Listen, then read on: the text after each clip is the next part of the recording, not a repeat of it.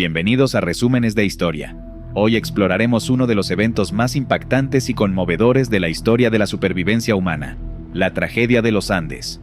Este incidente aéreo, ocurrido en 1972, es una historia de resistencia, valentía y del inquebrantable deseo de sobrevivir en condiciones extremas de los pasajeros del vuelo 571 de la Fuerza Aérea Uruguaya durante más de 70 días hasta su rescate. Vamos a adentrarnos en los detalles de esta odisea. La tragedia de los Andes tuvo lugar en la cordillera de los Andes, específicamente en la frontera entre Argentina y Chile. Un grupo de jóvenes uruguayos, entre ellos 19 miembros del equipo de rugby Old Christians Club, junto con algunos familiares, simpatizantes y amigos, emprendieron un viaje en un avión Fairchild FH-227D hacia Santiago de Chile en octubre de 1972. Sin embargo, lo que comenzó como una emocionante aventura se convertiría en una lucha desesperada por sobrevivir. Mientras cruzaba los Andes, el copiloto, el teniente coronel Dante Lagurara, creyó erróneamente que la aeronave había llegado a Curicó cuando aún faltaban más de 60 kilómetros para llegar a la ciudad. La aeronave comenzó a descender demasiado pronto y chocó contra una montaña, cortando ambas alas y la sección de la cola. De los 45 que viajaban en la aeronave, 2 tripulantes y 3 pasajeros en la sección de la cola murieron al romperse esta. Segundos después, 2 pasajeros más cayeron del fuselaje trasero, uno de los cuales sobrevivió la caída, pero murió asfixiado al caer en nieve profunda. Al menos 4 murieron por el impacto del fuselaje al chocar contra el banco de nieve, que arrancó los asientos restantes de sus anclas y los arrojó a la parte delantera del avión. El piloto murió instantáneamente con la fuerza del golpe, y el copiloto resultó gravemente herido y atrapado en la cabina aplastada. 33 de los pasajeros sobrevivieron el accidente, aunque muchos resultaron gravemente heridos.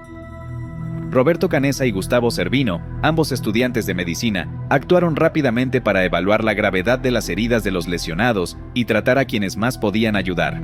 Durante la primera noche murieron 5 víctimas más. Los pasajeros quitaron los asientos rotos y otros escombros de la aeronave y crearon un tosco refugio.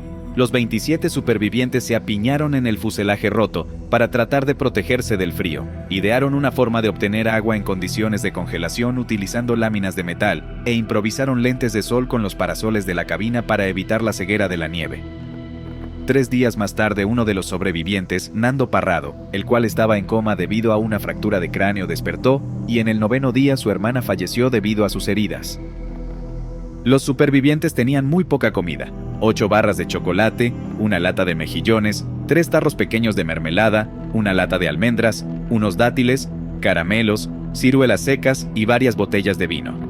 Aunque lo racionaron muy estrictamente, pero al cabo de una semana ya se les habían acabado las reservas. Luego, intentaron comer las pocas plantas y hierbas locales que crecían en un lugar tan hostil.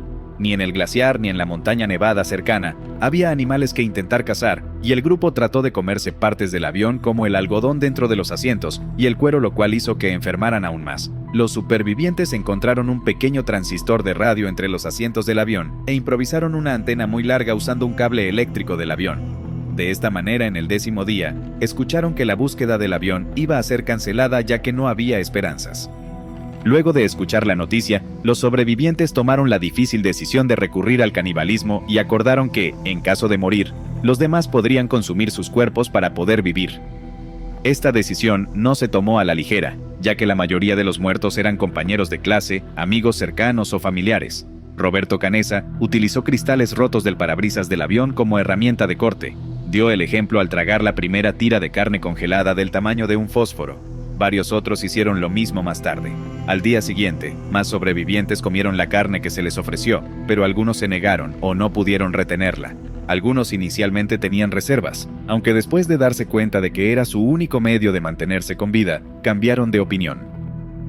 17 días después del accidente, una avalancha golpeó el avión que contenía a los sobrevivientes mientras dormían. Llenó el fuselaje y mató a 8 de ellos. Los supervivientes atrapados en el interior hicieron un agujero en el techo para que no se quedaran sin aire, y cavaron un túnel hasta la superficie, pero había una enorme tormenta de nieve que los obligó a quedarse dentro del fuselaje. Durante 3 días, los sobrevivientes quedaron atrapados en el espacio extremadamente estrecho dentro del fuselaje enterrado y, sin otra opción, comenzaron a comer la carne de sus amigos recién muertos. Los pasajeros decidieron que algunos miembros buscarían ayuda. 3 de ellos, los que aún tenían algo de fuerza, emprenderían la caminata en busca de ayuda. Fueron Parrado, Canessa y Vizintín. Se les asignó las mayores raciones de comida y la ropa más abrigada. En el primer intento salieron hacia el este, y después de varias horas caminando, encontraron la cola del avión. Allí había maletas, cigarrillos, ron, algo de comida y lo más importante, las baterías. Pensaron que uniendo las baterías con la radio del avión podrían comunicarse con el mundo. Por eso volvieron al fuselaje. Pero aunque intentaron desenredar y conectar cables, no lo lograron. Seguían incomunicados. De los días 34 al 60 mueren 3 pasajeros más, 2 por gangrena debido a heridas previas y otro de hambre por negarse a comer carne humana. El 12 de diciembre de 1972, 2 meses después del accidente, Parrado, Canessa y Vizintín decidieron reiniciar la expedición, esta vez en la dirección opuesta. Al oeste está Chile, era la única certeza que tenían. Fernando Parrado, Roberto Canessa y Antonio Vizintín se prepararon para escalar el enorme pico nevado de más de 5.000 metros que tenían hacia el oeste, seguros de que al otro lado podrían divisar praderas verdes e indicios de civilización. Con los escasos materiales que tenían, confeccionaron todo el abrigo posible. Cargaron carne entre la tela de sus pantalones para alimentarse durante el trayecto. Les llevó 3 días enteros escalar esa montaña. Los demás sobrevivientes los veían como 3 diminutos puntos que avanzaban lentamente. Cuando llegaron a la cima encontraron un panorama desolador, un horizonte infinito de picos nevados. No había praderas verdes del otro lado, no había indicios de civilización, la cordillera seguía. Pero ya no había vuelta atrás. En esa cima, Parrado sentenció: «Vamos a caminar hasta morir», y decidieron continuar. Parrado y Canessa seguirían hacia el oeste, y Vizintín volvería para avisar al resto del grupo que la cosa era mucho más difícil de lo que pensaban, y que la espera debía continuar. Parrado y Canessa siguieron. Recorrieron 38 kilómetros sinuosos, dejando todas sus fuerzas en cada pisada en la nieve. Caminaron 10 días enteros, hasta que de pronto, esta vez sí, otro paisaje comenzó a emerger. Menos nieve, más tierra, algún que otro árbol, montones de abono, una lata. Faltaba poco. Mientras los hombres recogían leña para encender un fuego, uno de ellos vio a un hombre a caballo al otro lado del río. Parrado lo llamó, pero el ruido del río imposibilitó la comunicación. Al día siguiente, el hombre regresó.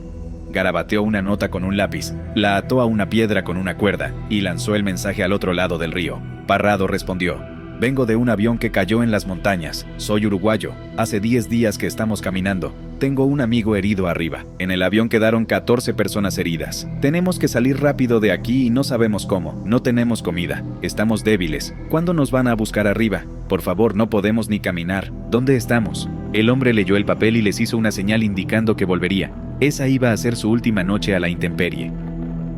Mientras tanto, en el fuselaje, los supervivientes habían vuelto a encender la débil señal de radio, a la espera del milagro. Y ese milagro sucedió cuando escucharon 2 palabras mágicas, la diferencia entre la vida y la muerte: Parrado y Canessa. Era el fin del martirio. Fernando y Roberto lo habían logrado. Al día siguiente, el silencio majestuoso de las montañas se quebró con el ruido de los motores de los helicópteros. Venían al rescate de los 14 chicos que aún conservaban la vida. Era 23 de diciembre, 72 días después del accidente. Llevaron a los supervivientes restantes a hospitales de Santiago para su evaluación. Fueron tratados por una variedad de condiciones, incluyendo mal de montaña, deshidratación, congelamiento, huesos rotos, escorbuto y malnutrición.